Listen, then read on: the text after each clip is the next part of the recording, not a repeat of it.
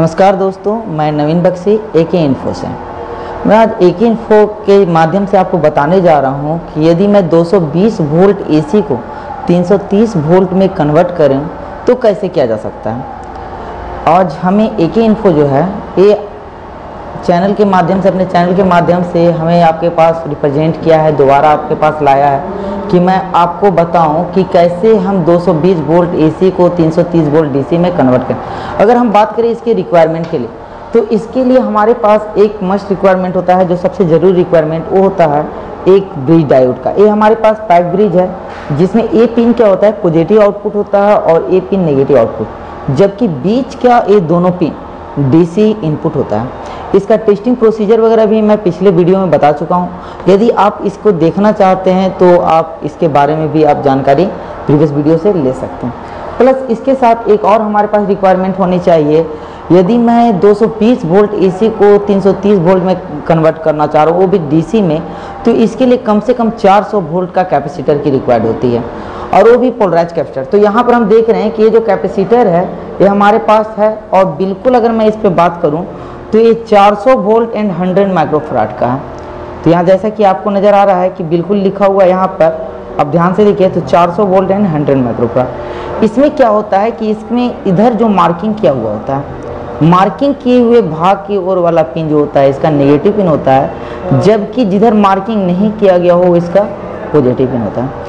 अब आइए हम देखते हैं कि इसमें बनता कैसे है, 220 वोल्ट 330 वोल्ट में कन्वर्ट कैसे होता है, वो भी DC में। सबसे पहले यहाँ पे तार को बना लेता हूँ प्रॉपर, कि इसी कनेक्टिविटी मैं कर सकूँ। ये सोल्डर वायर है। तार भी अगर आप देखिए तो बहुत ही इजी तरीका है बनाने का, क्योंकि जब तक आप तार को नहीं बना लीजिएगा यहाँ पर, इसकी कनेक्टिविटी आप नहीं कर सकिएगा। तो मैं यहाँ पर तार पर बिल्कुल सोल्डर वायर को चढ़ा लिया। चढ़ाने के बाद अगर मैं सोल्डिंग करने का बात करूं तो इस पर मैं क्या किया कि यहाँ पर हल्का सा टच करके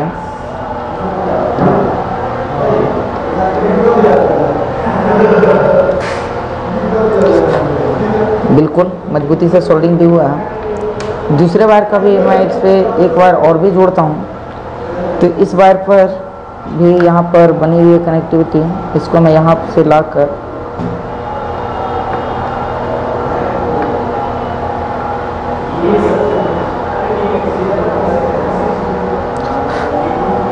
बिल्कुल ये भी जुड़ गई है अच्छे से।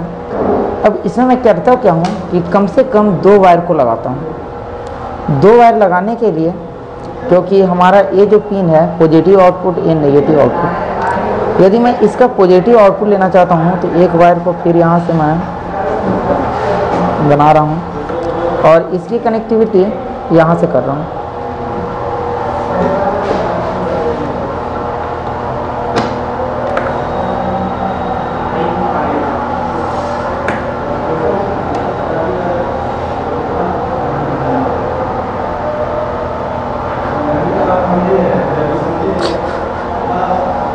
और एक हमारा पॉजिटिव के बाद नेगेटिव के लिए भी आउटपुट लेता हूं मैं। तो नेगेटिव के लिए आउटपुट लेना तो चाहिए ब्लैक वायर से, लेकिन कोई बात नहीं, मैं इसे भी येलो वायर से ही ले रहा हूं। यहाँ पर यदि मैं इसकी कनेक्टिविटी कर रहा हूं तो ये इसकी कनेक्टिविटी यहाँ प्रॉपर हो गई। इस तरह से मैं जब चारों वायर को कर दिया तो ये बीच का जो वायर है हमारा AC इनपुट, और ये दोनों छोटा वाला वायर है ये हमारा DC आउटपुट। अब DC आउटपुट है, तो जब मैं ध्यान से देखूंगा तो इधर जो कटिंग वाला भाग है यहाँ पॉजिटिव लिखा हुआ भी, इस पॉजिटिव पिन को मैं इस कैपेसिटर के पॉजिटिव वाले भाग से जोड़ दूंगा।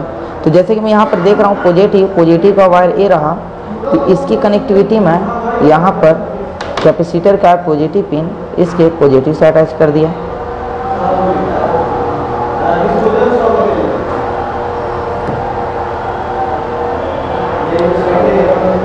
जबकि यहाँ पर ये जो हमारा इसमें लिखा हुआ भी है यहाँ पे नेगेटिव, तो इसकी अटैचमेंट मैं यहाँ पे नेगेटिव से कर देता हूँ। लेकिन इसके पहले इस वायर को भी हमें बनाने की ज़रूरत होगी। इस पर एक लेयर सोल्डर का देना पड़ेगा, तभी ये चिपकेगा, इसमें सोल्ड होगा। तो ये रहा। इस तरह की अगर आप ट्रेनिंग लेना चाहते हैं तो बतौर हमारे AK इन्फो टीम से संपर्क कर सकते हैं या हमारे AK-Info के नंबर पे कॉल भी कर सकते हैं, जहां आपको इससे regarding LED LCD TV, laptop repairing, desktop repairing से रिलेटेड किसी भी टैब का बिल्कुल फुल जानकारी दी जाएगी और एडवांस क्लास की जानकारी दी जाएगी। जब मेरा ये अटैचमेंट हो गया तो अटैचमेंट होने के बाद मैं यदि यहाँ पे वोल्टेज चेक करूँगा, जब मैं यहाँ पर 220 वोल्ट दूंगा और यहाँ पे चेक करूँगा DC मोड पे, तो उस कंडीशन में यहाँ पर ऑटोमेटिक 330 वोल्ट बनता है, क्योंकि यहाँ पर एक वोल्टेज मल्टीप्लायर सर्किट काम करता है।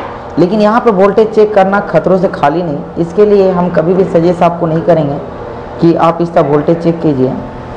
आप इसकी कनेक्टिविटी कोई एक्सटेंशन वगैरह अगर है आपके पास तो उससे कर लीजिए, ज़्यादा बेटर होगा। एक्सटेंशन मैं इसे यूज कर रहा हूँ, इसे नेगेटिव में जोड़ूंगा, इसे पॉजिटिव में, और इसकी अटैचमेंट मैं यहाँ से वोल्टेज चेक करने का काम करूँगा। ये जो मैं इसे SMPS के स्क्रैप से निकाला हूँ और SMPS के स्क्रैप से निकाल कर इसकी कनेक्टिविटी मैं कैपेसिटर से करने वाला हूँ। ये हमारा नेगेटिव पिन था, तो इसको मैं ब्लैक से अटैच कर रहा हूँ। यहाँ पर कैपेसिटर का ये नेगेटिव पॉइंट, तो इसकी अटैचमेंट भी मैं इसी पॉइंट से करने वाला हूँ, जैसा कि आप देख रहे हैं।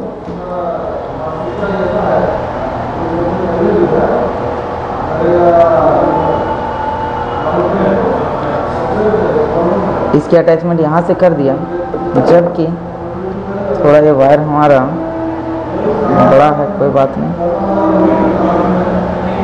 इसे किसी कटर की हेल्प से काट लेना चाहिए, लेकिन मैं वीडियो को लंबा नहीं करना चाहता हूँ, जल्द से जल्द आपको दिखाना चाहता हूँ रिजल्ट, इसलिए डायरेक्ट ही इसे जोड़ दिया। जोड़ने के बाद देख रहा हूँ बिल्कुल इसकी कनेक्टिविटी फिट हो गई। अब मैं इसे यदि चेक करता हूँ कि रियल में ये वोल्टेज हमारा 220 वोल्ट 330 वोल्ट में कन्वर्ट हुआ कि नहीं, तो इसके लिए सबसे पहले मेरे पास यहाँ AC का एक्सटेंशन है। यदि मैं इसकी वोल्टेज को चेक करूँ तो सबसे पहले मल्टीमीटर के रेंज का बात करें तो यहाँ पर हमारा AC वोल्टेज है, यहाँ पे AC लाइन आ रहा है, तो इसके लिए मैं यहाँ पे 750 वोल्ट AC रेंज पे इसे सेट कर दिया। 750 वोल्ट AC रेंज पे सेट करने के बाद अगर मैं यहाँ पर वोल्टेज देख रहा हूँ तो ये वोल्टेज लगभग 218 के आसपास प्रेजेंट है। लेकिन यही 218 वोल्ट को मैं जब एक ब्रिज और एक कैपेसिटर के हेल्प से क्रॉस करवाता हूँ, यानी आउटपुट करवाता हूँ, तो आउटपुट करने से पहले तो देखेंगे क्या आउटपुट हमारा 330 में होगा, लेकिन उससे पहले क्रॉस चेक कर लेना चाहिए कि ये पॉजिटिव हमेशा कैपेसिटर के पॉजिटिव से, नेगेटिव हमेशा कैपेसिटर के नेगेटिव से ही जोड़ें। अगर इसकी कनेक्शन हल्का से भी उल्टा हुआ या कुछ डिफरेंट हुआ तो तुरंत का तुरंत एक जोरदार ब्लास्टिंग के साथ धमाका होगा और कैपेसिटर आपका फट जाएगा। तो इसलिए वैसा गलती ना करें। हाई वोल्टेज की बात है तो प्रयास करें जितना प्रिकॉशन के साथ इसका यूटिलाइजेशन कर सकें। यदि मैं यहाँ पर बात करता हूँ तो इसकी कनेक्टिविटी हो गई है। अब मैं इसे अगर वोल्टेज चेक करने की बात करूँ तो वोल्टेज चेक करने के लिए मैं यहाँ पे जब 330 वोल्ट है तो मैं मल्टीमीटर के 1000 वोल्ट पे चेक करूँगा, और यदि मैं इसे चेक करता हूँ तो DC वोल्टेज, ये हमारा रेंज DC का है और मैं इसके 1000 वोल्ट पे चेक कर रहा हूँ। तो सबसे पहले इसके यानी कहने का मतलब कि ये तीसरा पिन है, तो मैं इसकी अटैचमेंट यहाँ से यहाँ पर कर दिया। और अब मैं अगर चेक कर रहा हूँ ये साइड वाला जो पॉजिटिव है कि यहाँ कितना वोल्ट बन रहा है, यहाँ बिल्कुल जो हमारा वोल्टेज है